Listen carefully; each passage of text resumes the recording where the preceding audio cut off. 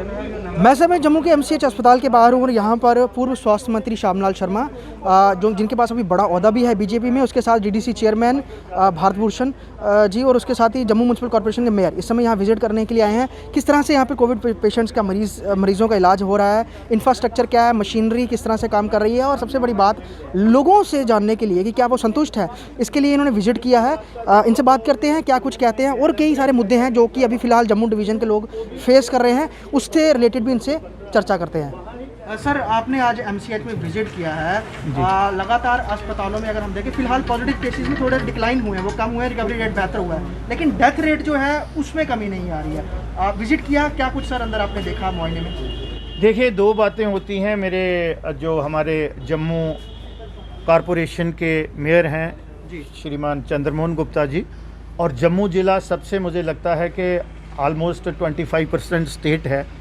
City को मिला के, और फिर रूरल का, और रूरल के हमारे जो ज़िला परिषद के चेयरमैन हैं श्री भारत भूषण जी, इन्होंने प्रोग्राम बनाया था कि हम आज गांधीनगर हॉस्पिटल, क्योंकि ये भी हमारा प्रेस्टिजियस हॉस्पिटल है, रूरल को ये कैटर करता है और इस समय कोविड को ये कैटर कर रहा है, तो मुझे भी जो पार्टी ने दायित्व दिया है इन मेरे दोनों साथियों को असिस्ट करने के लिए, जो मेरा थोड़ा बहुत तजर्बा रहा है एज ए हेल्थ मिनिस्टर और इसी विभाग में 15-16 साल नौकरी करने का, तो उसी सिलसिले में आज हम आए हैं। जिस तरह से यहाँ पे यहाँ के सुपरटेंडेंट और उनके साथी, उनकी जो एडमिनिस्ट्रेशन की टीम है, और ख़ुसूसन तौर पर यहाँ पे हमने जो अटेंडेंट के साथ इंटरेक्शन की है, वो यहाँ पे जो पेशेंट केयर मिल रही है उससे सेटिस्फाई हैं।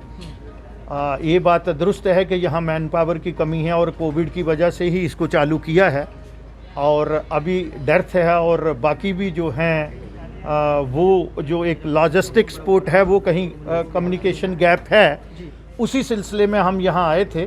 लेकिन हमें खुशी हुई कि जैसा यहाँ अंदर से अटेंडेंट ने ये कहा कि ऐसी सफाई हमने कहीं नहीं देखी, और कोऑपरेशन भी, और जिस तरह से पेशेंट को यहाँ ट्रीट किया, हालांकि यहाँ जो फैकल्टी आती है सीनियर फैकल्टी वो मेडिकल कॉलेज की आती है, सफिशेंट इंफ्रास्ट्रक्चर है यहाँ ओल्ड हॉस्पिटल में भी, और न्यू ये 200 बेड का ये है, और ये तो इमरजेंसी ओपीडी बनी थी, आज इसका छत उतर रहा है। मुझे लगता है कि 2010 में इसकी इनॉग्रेशन की थी उस समय हमने, तो यही आज कुछ गैप आइडेंटिफाई करने के लिए और एक मॉरल सपोर्ट जो इस समय बनती है, जो कोविड वॉरियर हैं, चाहे वो डॉक्टर्स हैं, पैरामेडिकल्स हैं, जिसमें नर्सेज आती हैं,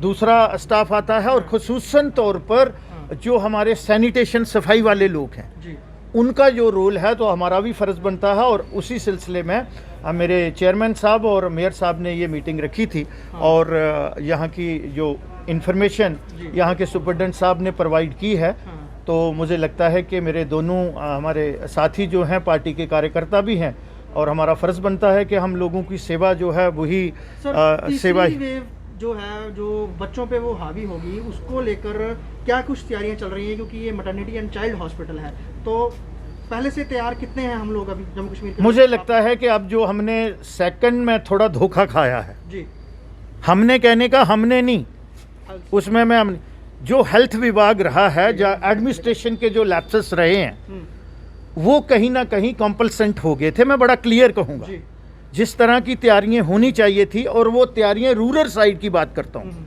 पूरा लोड हमने मेडिकल कॉलेज पे डाल दिया, और वो थोड़े से उससे डिजीज़ जो है वो स्प्रेड भी हुई, और पेशेंट केयर में भी वो कमियां रह गई।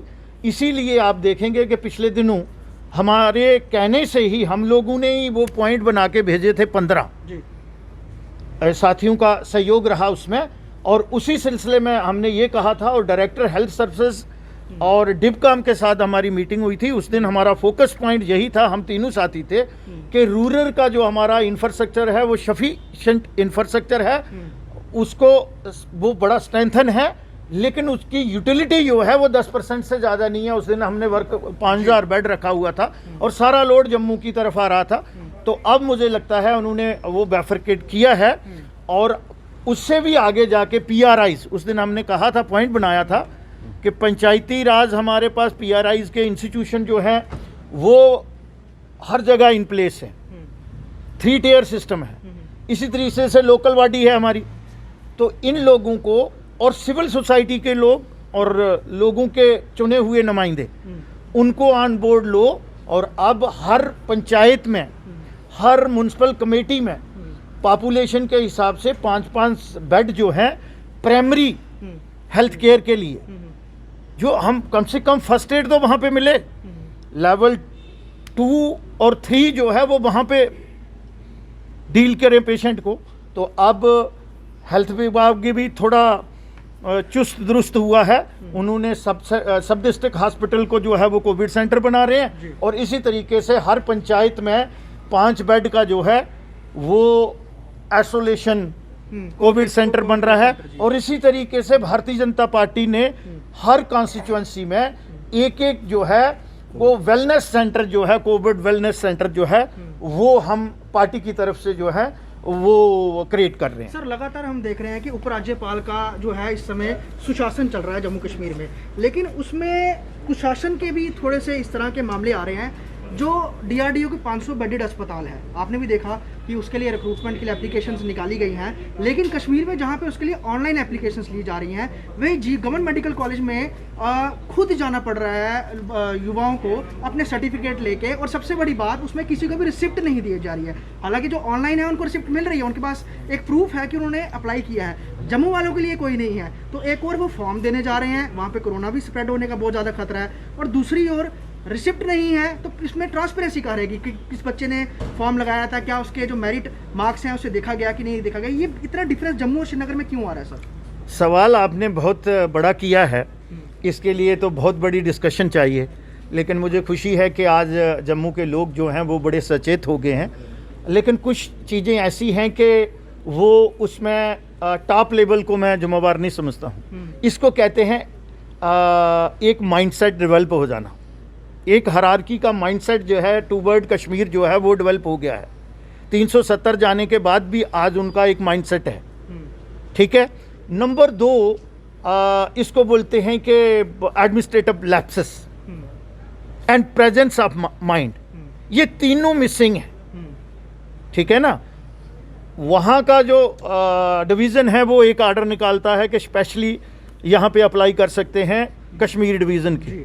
यहाँ वाले कहते हैं कि पूरी स्टेट के those who are bona fide domicile, ठीक है। तो ये लैक ऑफ कम्युनिकेशन, और मैं ये कहूँगा कि ये सीरियस लैप्सेस है। लेकिन सर ये बार बार यही होता है। मैं उसका कारण बताता हूँ ना।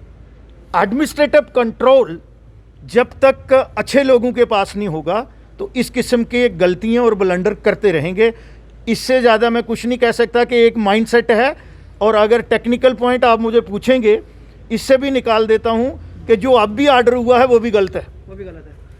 तो मैं आपको बता दूं, ये जो टीम है और ख़ास तौर पे जिसमें कि पूर्व स्वास्थ्य मंत्री, उसके बाद DDC चेयरमैन हो या फिर जम्मू म्यूनसिपल कॉर्पोरेशन के मेयर हो, इन्होंने आज MCH गांधीनगर का विजिट किया है। और जिस तरह से अस्पतालों की क्या कंडीशन है, तीसरे वेरिएंट को लेकर कितने तैयार है हमारे अस्पताल, और अभी के समय में जो कोविड से ग्रस्त पेशेंट है उनको किस तरह से ट्रीटमेंट दिया जा रहा है, यही सब मॉनिटर करने के लिए ये यहाँ पर आए थे, और बाकी जगह भी जाएंगे। लेकिन सबसे बड़ी बात, जम्मू और कश्मीर में डिवीज़न क्या ब्यूरोक्रेसी ला रही है, जो कि ऑर्डर जम्मू के लिए कुछ और होते हैं, कश्मीर के लिए कुछ और होते हैं। और यहाँ पर इन्होंने भी यही कहा कि लैक ऑफ कहें कि इसमें काम करने का बहुत बड़ा लैकिंग है, कि ध्यान नहीं दिया रहा जम्मू की तरफ। हमेशा ऑर्डर्स आ रहे हैं, उसके बाद में दोबारा से चेंज करके दोबारा से लागू किए जाते हैं। तो इसका जिम्मेवार कौन है? और सबसे बड़ी बात, क्या तीसरे स्ट्रेन के लिए जम्मू कश्मीर तैयार है?